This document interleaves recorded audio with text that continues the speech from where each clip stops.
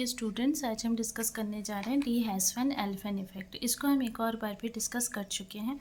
आप उस तरीके से लिखना चाहें वैसे लिख सकते हैं, ऐसे लिखना चाहें तो ऐसे भी लिख सकते हैं। ठीक है, तो समझना ये है कि अगर हम एक मेटल को मैग्नेटिक फील्ड में प्लेस करते हैं, ठीक है, हमको क्या करना है, एक मेटल लेना है और उसको हमने करना ये है कि एक मैग्नेटिक फील्ड में हम इस मेटल को प्लेस कर देते हैं। ये मैग्नेटिक फील्ड है हमारा। यहाँ पे हमने क्या किया, ये एक कोई सा भी मेटल है जिसको हमने प्लेस कर दिया। तो यहाँ पे क्या हुआ, जो इस मेटल के अंदर के इलेक्ट्रॉन्स हैं ना, वो स्ट्रेट पाथ में मूव नहीं करेंगे, बल्कि वो रोटेट करने लग जाएंगे क्वांटाइज्ड ऑर्बिट्स में, कुछ पर्टिकुलर ऑर्बिट्स में रोटेट करने लग जाएंगे। और वो जो है वो ऐसा प्लेन होगा जो कि परपेंडिकुलर होगा फील्ड के, ऐसे प्लेन में रोटेट करेंगे जो कि इस मैग्नेटिक फील्ड के परपेंडिकुलर होगा।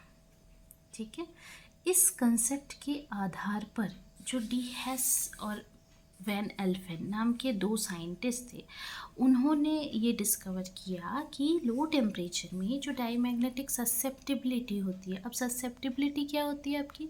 ससेप्टिबिलिटी मतलब कि किसी भी मैग्नेटिक मटेरियल के मैग्नेटाइज होने की क्षमता जो है वो कहलाती है उसकी ससेप्टिबिलिटी। कोई ज़्यादा मैग्नेटाइज हो सकता है, कोई कम मैग्नेटाइज हो सकता है। इस आधार पे इस चीज़ को डिफाइन किया जाता है। तो डायमैग्नेटिक ससेप्टिबिलिटी प्योर बिस्मथ की मैग्नेटिक फील्ड के फंक्शन के रूप में हाई फील्ड में जब देखा गया तो वो पीरियोडिक ऑसिलेशन को शो कर रहा था। तो इसको हमने कहा डी हैसफैन एल्फेन इफेक्ट। तो यहाँ पे देखिए मैग्नेटिक फील्ड है एक्स एक्सिस में, वाई एक्सिस में है ससेप्टिबिलिटी। तो यहाँ पे हमको ऑसिलेशन साफ नज़र आ रहा है। T इक्वल टू 14.2 के है, बहुत ज़्यादा टेम्परेचर नहीं है, लो टेम्परेचर है। ठीक है, जो ऑसिलेशंस हैं उसमें पीरियोडिसिटी बहुत रिमार्केबल दिखने लग गई जब इस ससेप्टिबिलिटी को 1/b यानी इन्वर्स ऑफ फील्ड के रूप में दर्शाया गया। यानी एक्स एक्सिस में 1/b लिया, वाई एक्सिस में ससेप्टिबिलिटी को लिया, और ये ऑसिलेशंस कॉपर के दिखाए जा रहे हैं। किस तरीके से पीरियोडिक हैं ये आप देख सकते हैं। ठीक है, तो इसी तरीके का जो ऑसिलेटरी बिहेवियर है ये अगर आप इलेक्ट्रिकल कंडक्टिविटी का मेजरमेंट करें तो वहाँ भी दिखता है।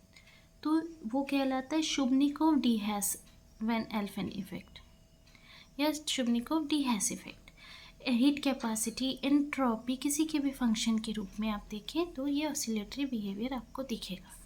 बाद में आफ्टरवर्ड्स ऑनसेगर ने एक थ्योरी डेवलप किया और उस थ्योरी के हिसाब से उन्होंने ये बताया कि जो चेंज है इन्वर्स फील्ड में यानी 1/b में एक पीरियड ऑफ ऑसिलेशन से अगर चेंज हो रहा है तो फिर उसको हम del 1/b is equals to 2πe/h×1/ae ऐसे एक्सप्रेस कर सकते हैं, जहाँ पे ए जो है वो एक्सट्रीमल है। एक्सट्रीमल हम किसको कहते हैं? मैक्सिमल या मिनिमल को हम एक्सट्रीमल कहते हैं। एक्सट्रीमल क्रॉस सेक्शन एरिया है फर्मी सरफेस का। हमने एक्सट्रीमल ऑर्बिट्स डिस्कस भी किया, आप चाहे तो देख सकते हैं। तो ये कहाँ पर है? Plane perpendicular to magnetic field, जैसा कि यहाँ फिगर में दिया गया है। ये देखिए, ये इसके लिए एक फिगर बनाया गया है। ठीक है, यहाँ पे 3 एक्सिस लिया गया है एक्स वाई जेड। अगर मैग्नेटिक फील्ड को जेड एक्सिस के अलोंग लेते हैं तो जो क्रॉस सेक्शनल एरिया है फर्मी सरफेस का अलोंग एट हाइट के जेड वो होगा ए के जेड, और जो एक्सट्रीमल एरिया है ए ई वो वैल्यू होगा ए के जेड का के जेड पे। ठीक है, जहाँ पर dA/dkz इज इक्वल्स टू 0 होगा। तो फिर मैक्सिमा या मिनिमा की तो कंडीशन भी तो यही होती है ना, ये हमको पता है।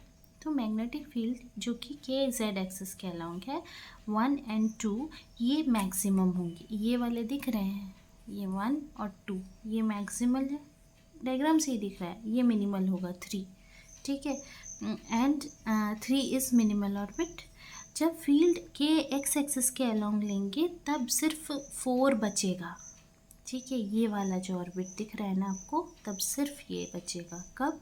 जब हम फील्ड को अलोंग के एक्स एक्सिस लेंगे। अभी हम जेड एक्सिस के अलोंग ले रहे हैं। ठीक है, तो जेड एक्सिस के अलोंग ले रहे हैं तो हमको दो मैक्सिमल और एक मिनिमल दिख रहा है।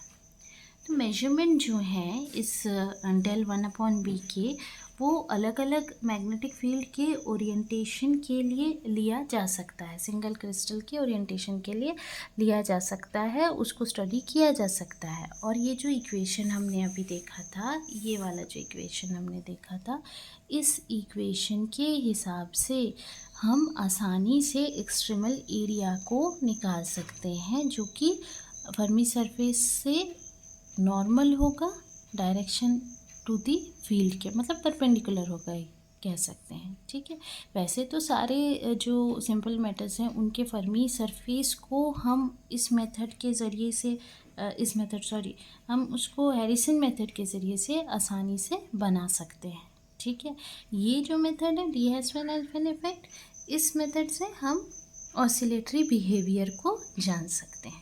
ठीक है, तो आज के लिए इतना ही। अगर आपको वीडियो पसंद आया तो शेयर, लाइक, सब्सक्राइब करना ना भूलें। कोई डाउट हो उनसे कमेंट सेक्शन में पूछ सकते हैं। Thank you.